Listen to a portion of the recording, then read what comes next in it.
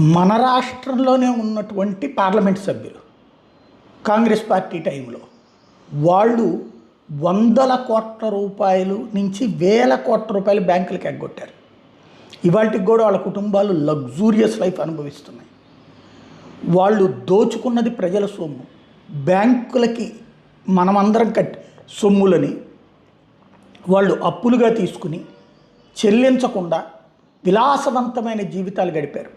అది కాంట్రాక్టుల పేరుతో అప్పు తీసుకున్నారు, పరిశ్రమల పేరుతో అప్పు తీసుకున్నారు, రకరకాల పేరుతో అప్పులు తీసుకుని ఆ అప్పులు చెల్లించకుండా చివరికి కొన్ని ఆనాడే మాఫీ చేసేశారు.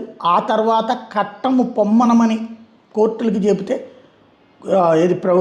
వీళ్ళకి చెప్తే బ్యాంకులకి వాళ్ళు కోర్టులకి వెళ్తే వీళ్ళ 100 కోట్ల రూపాయలు తినేసిన వాడు 10 కోట్లు 15 కోట్లు